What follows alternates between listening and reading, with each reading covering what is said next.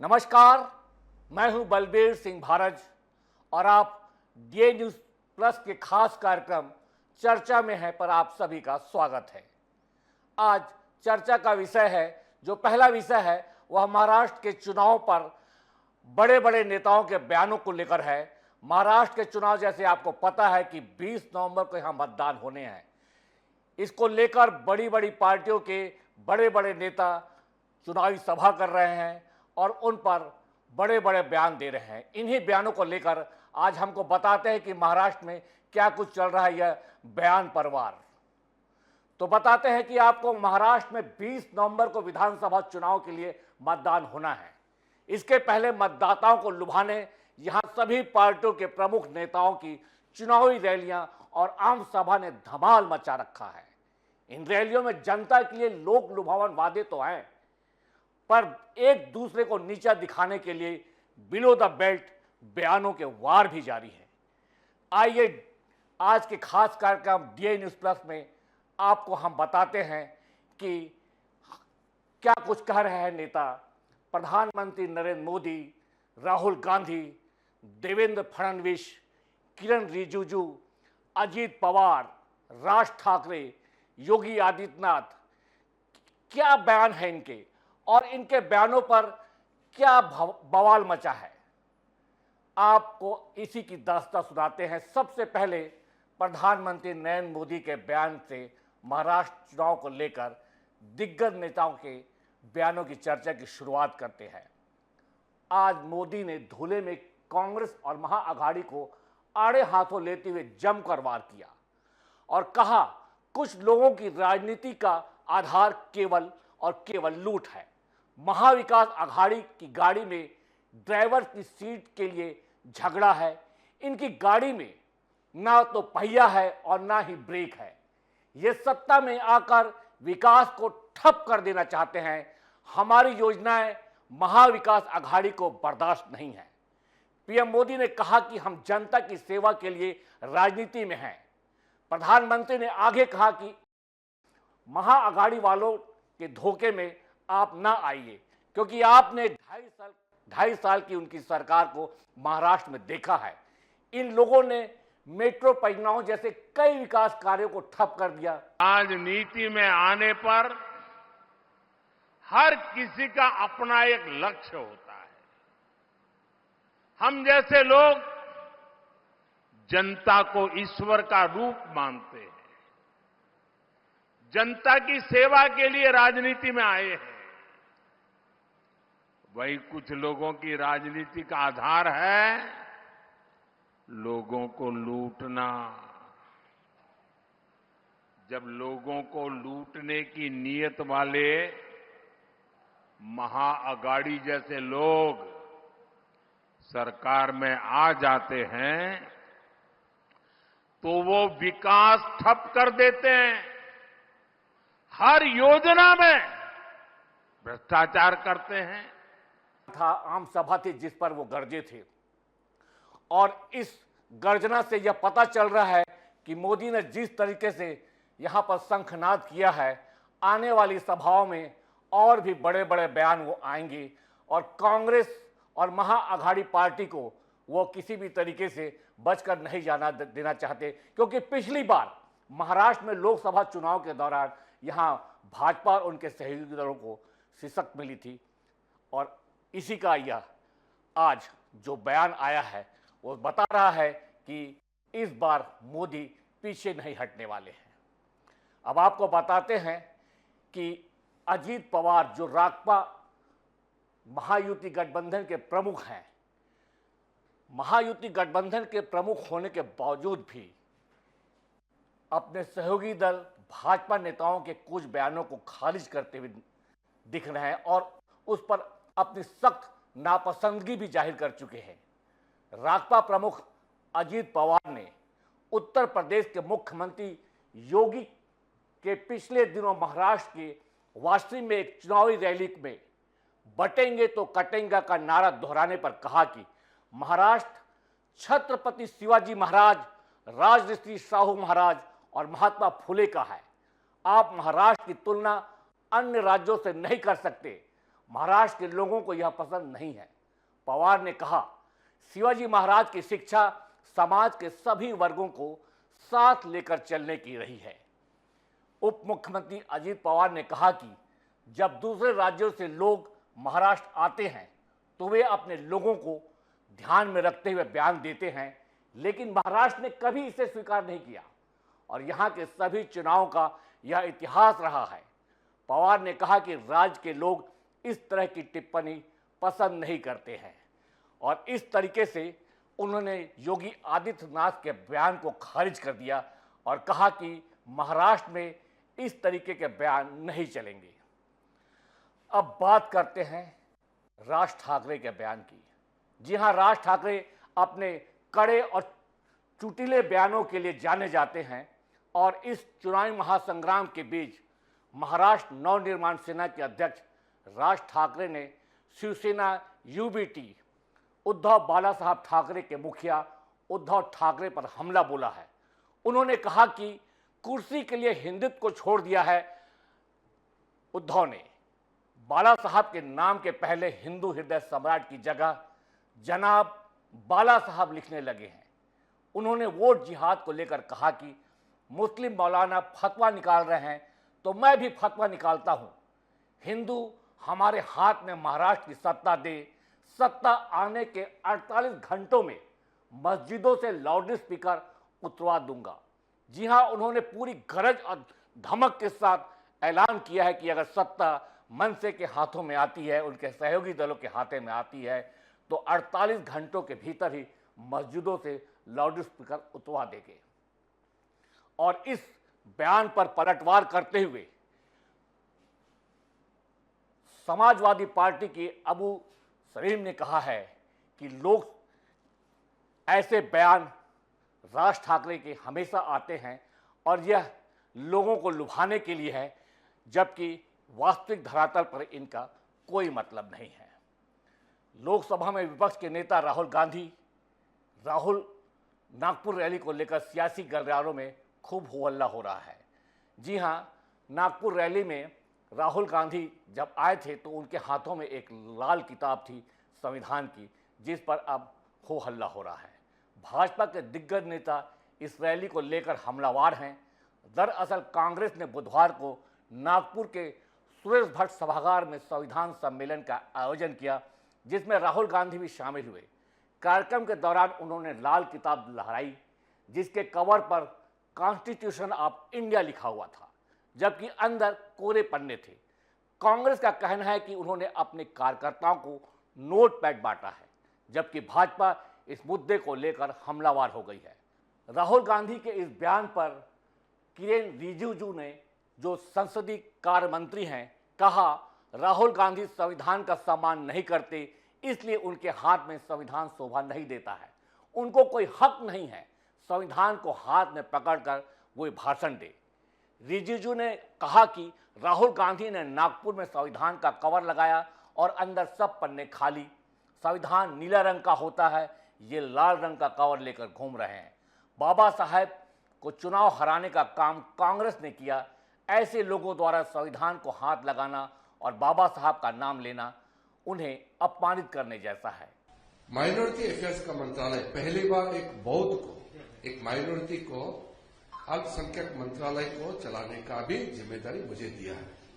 इसलिए बहुत जिम्मेदारी का साथ मैं कहना चाहता हूं कि कांग्रेस नेता श्री राहुल गांधी ने नागपुर में जाकर के संविधान के नाम से संविधान सम्मान का कोई कार्यक्रम किया, मैं उसको आपत्ति करता हूं। जो इंसान संविधान को सम्मान नहीं करते हैं, उसके हाथ में संविधान का किताब, उसके मुंह से संविधान का शब्द निकलना, मैं इसका आपत्ति करता हूं। पहले कांग्रेस पार्टी जवाब देना चाहिए कि बाबा साहब भीमराव अंबेडकर जी से लेकर के उनके द्वारा रचना किया हुआ संविधान को जो अपमान किया है, वो जवाब पहला देना चाहिए। वहीं महाराष्ट्र के उप मुख्यमंत्री और बीजेपी नेता देवेंद्र फडणवीस ने कहा, राहुल गांधी की कल अनास्था देखने को मिली है। वो लाल पुस्तक लेकर संविधान का गौरव नहीं करना चाहते। उसके साथ में जो अर्बन नक्सल है, उसके साथ वो अनार्किस्ट हैं, इनको एक प्रकार का इशारा देने के लिए, उनकी मदद लेने के लिए वो ये नाटक और नौटंकी कर रहे हैं। संविधान का रोज वे अपमान करते हैं। हर जगह आज तक कांग्रेस ने बाबा साहब अंबेडकर का अपमान किया, संविधान का अपमान किया। अब उनकी नौटंकी कोई भूलेगा नहीं। साथ ही कांग्रेस के महासचिव जयराम रमेश ने देवेंद्र फडणवीस के राहुल गांधी को लेकर दिए बयान पर पलटवार किया और एक्स पर दावा करते हुए लिखा कि देवेंद्र फडणवीस हताश है, उन्होंने संविधान के मुख्य शिल्पकार बाबा साहब भीमराव अंबेडकर का अपमान किया है। आपको बता दें कि फडणवीस ने आरोप लगाया था कि राहुल गांधी हाथ में लाल किताब लेकर शहरी नक्सलियों और अराजक तत्वों से समर्थन लेने की कोशिश कर रहे हैं। राहुल गांधी अपनी रैलियों के दौरान लाल रंग के कवर वाले संविधान के संक्षिप्त संस्करण को प्रदर्शित करते हैं। कांग्रेस महासचिव ने फडणवीस पर पलटवार करते हुए एक्स पर पोस्ट में आगे लिखा है कि फडणवीस हताश हो रहे हैं, उन्होंने राहुल गांधी पर तथाकथित शहरी नक्सलियों से समर्थन लेने के लिए लाल किताब दिखाने का आरोप लगाया है। फडणवीस जिस पुस्तक को लेकर आपत्ति जता रहे हैं वह भारत का संविधान है, जिसके शिल्पकार डॉक्टर बाबा साहब अंबेडकर हैं। तो ये बयान जिस तरीके से आए हैं आज, उसे देखकर यह स्पष्ट है कि बयानों का जो ये सिलसिला है, बयानों का जो तेज है, तल्खी है, यह आने वाले दिनों में और बढ़ेगी, क्योंकि चुनाव 20 तारीख को होने हैं और आज 8 तारीख हुई है। 12 दिन चुनाव में शेष रहते हैं और इस दौरान आपको बढ़ चढ़कर एक दूसरे पर बयान मिलेंगे।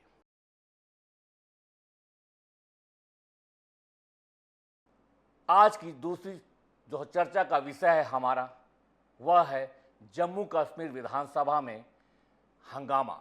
जी हां, हम आपको बता दें कि जम्मू कश्मीर विधानसभा में आज 5वें दिन भी शुक्रवार को जमकर हंगामा हुआ।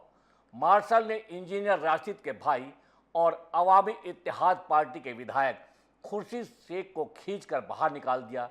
दरअसल सदन में बीजेपी लगातार आर्टिकल 370 के खिलाफ लाए गए प्रस्ताव का विरोध कर रही है। आज सदन शुरू होते ही फिर हंगामा शुरू हो गया। भाजपा विधायकों ने पीडीपी और स्पीकर के खिलाफ जमकर नारेबाजी की और विरोध प्रदर्शन किया। आपको बता दें कि 4 नवंबर को जम्मू कश्मीर में 10 साल बाद हुए विधानसभा चुनाव के बाद बुलाए गए पहले विधानसभा सत्र का पहला प्रस्ताव जम्मू कश्मीर को पूर्ण राज्य का दर्जा दिया जाए, यह तो पूर्ण बहुमत के साथ पारित हो गया। पर जैसे ही अनुच्छेद 370 की वापसी का प्रस्ताव उप मुख्यमंत्री सुरेंद्र चौधरी ने सदन में रखा, भाजपा के विधायकों ने इसका जमकर विरोध किया, जिसके बाद सदन में मारपीट के साथ जमकर हंगामा हुआ, जो आज 5वें दिन लगातार जारी रहा। आपको बता दें कि केंद्र सरकार ने 5 अगस्त 2019 को अनुच्छेद 370 को हटाने संसद में इसे पास किया था, जिस पर सुप्रीम कोर्ट के 5 जजों ने भी अपनी मुहर लगा दी थी।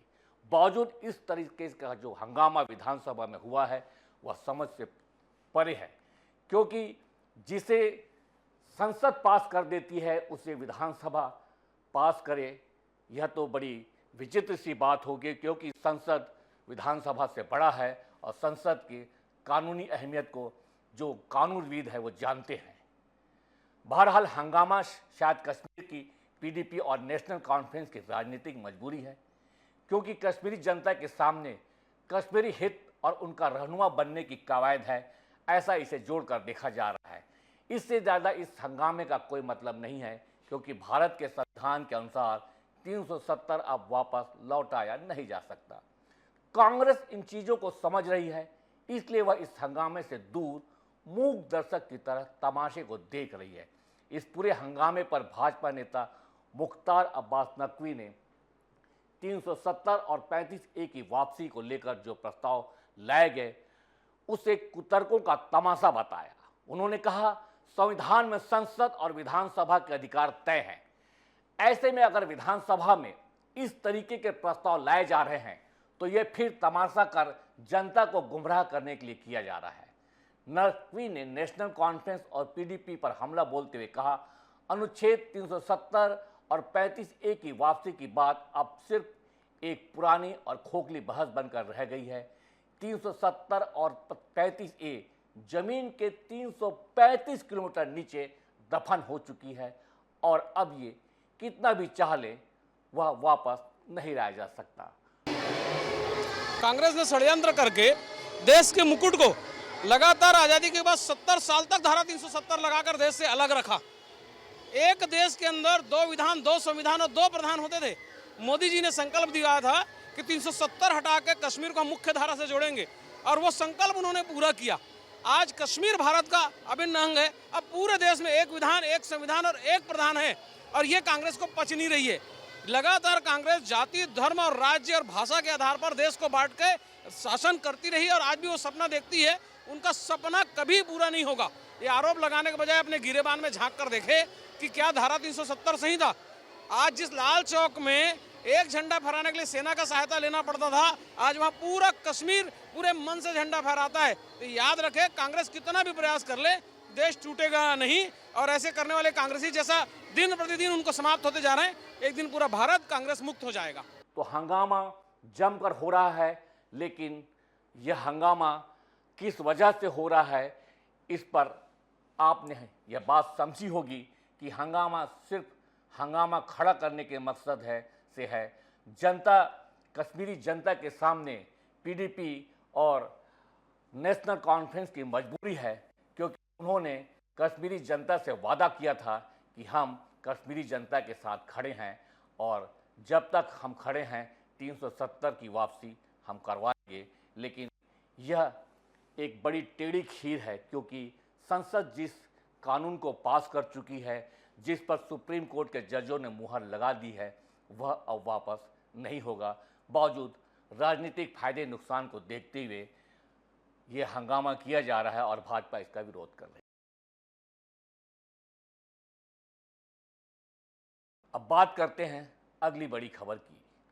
यह बड़ी खबर छात्रों से जुड़ी हुई है। जी हाँ, दरअसल स्टूडेंट्स को अब पढ़ाई के लिए पैसे की चिंता करने की जरूरत नहीं है। क्यों? सरकार अब स्टूडेंट के साथ है। केंद्र सरकार ने हाल ही में प्रधानमंत्री विद्यालक्ष्मी योजना की शुरुआत की है, जिससे मेधावी छात्रों को पढ़ाई के लिए लोन मिलेगा। अब अगर आप IIT, IIM या किसी और बड़ी यूनिवर्सिटी में दाखिला लेना चाहते हैं तो आर्थिक तंगी बीच में रुकावट नहीं बनेगी। इस योजना के तहत सरकार ने 3600 करोड़ रुपए की मंजूरी दी है, ताकि आपको पढ़ाई पूरी करने में कोई रुकावट न आए। केंद्रीय मंत्री अश्विनी वैष्णव ने इस योजना को मंजूरी देते हुए कहा कि इससे छात्रों को अपनी पढ़ाई को लेकर कोई भी परेशानी नहीं होगी। इस योजना से हर विद्यार्थी को आगे बढ़ने का मौका मिलेगा। बस आपको मेहनत और लगन से अपनी पढ़ाई पर ध्यान देना होगा। पीएम विद्यालक्ष्मी योजना में कितने लाख तक का लोन केंद्र सरकार देगी, इसको हम आपको इस तरीके से बताते हैं कि इस योजना के तहत 10 लाख रुपए तक का एजुकेशन लोन दिया जाएगा। लेकिन खास बात यह है कि लोन की इस बड़ी रकम की गारंटी शिक्षा मंत्रालय देगा। सरकार 7.5 लाख रुपए तक की रकम पर 75% क्रेडिट गारंटी देगी, जिससे बैंकों को कवरेज बढ़ाने में मदद मिल सके। जिन विद्यार्थियों के परिवार की सालाना इनकम 8 लाख रुपए तक है और उनको किसी दूसरी सरकारी स्कॉलरशिप का फायदा नहीं मिल रहा है, उनको 10 लाख रुपए तक के लोन पर 3% तक की ब्याज छूट मिलेगी। कैसे मिलेगा पीएम विद्यालक्ष्मी योजना का लाभ, आइए आपको बताते हैं। इस योजना के तहत 1 लाख होनहार छात्रों को 10 लाख रुपए तक का एजुकेशन लोन बिना गारंटी के मिल सकेगा।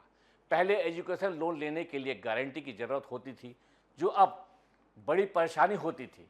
अब इस योजना में लोन पाने के लिए कुछ गिरवी नहीं रखना होगा। प्रधानमंत्री विद्यालक्ष्मी योजना के अनुसार गुणवत्तापूर्ण उच्च शिक्षा संस्थानों में दाखिला लेने वाले कोई भी छात्र पाठ्यक्रम से संबंधित ट्यूशन शुल्क और अन्य खर्चों की पूरी रकम के लिए बैंकों और वित्तीय संस्थानों से बिना गारंटी लोन लेने के पात्र होंगे। किन छात्रों को मिलेगा इस योजना का फायदा, आइए हम आपको इसके बारे में भी बताते हैं। पीएम विद्या लक्ष्मी योजना के तहत राष्ट्रीय संस्थागत रैंकिंग ढांचे के आधार पर देश के सिर्फ 860 QHEI में प्रवेश पाने वाले छात्रों को एजुकेशन लोन की सुविधा दी जाएगी। इस योजना में हर साल 22 लाख से ज़्यादा छात्र शामिल होंगे। इस योजना में NIRF के सभी श्रेणी विशिष्ट और विशिष्ट विषय रैंकिंग में टॉप 100 में जगह पाने वाले सरकारी और निजी सभी HII शामिल होंगे। जी हाँ, यह प्रधानमंत्री की जो विद्यार्थियों के लिए बिना गारंटी के लोन की योजना है, इससे निश्चित ही होनहार विद्यार्थियों को फ़ायदा मिलेगा, क्योंकि कई बार कमज़ोर आय वाले परिवार का बच्चा अगर होनहार है और उसे लोन नहीं मिलता है तो उसकी भविष्य की संभावनाएं, भविष्य की तरक्की की संभावनाएं धूमिल हो जाती हैं। लेकिन इस योजना के आने के बाद ऐसे सभी होनहार विद्यार्थियों को लाभ मिलेगा और वो उच्च पढ़ाई कर बड़ी ऊंचे पदों पर नौकरी पा सकते हैं। चर्चा में आज बस इतना ही। इसी तरह अन्य विषयों को लेकर आपसे कल फिर यही मुलाकात करेंगे और चर्चा में आपको बताएंगे कि कल क्या कुछ होने वाला है।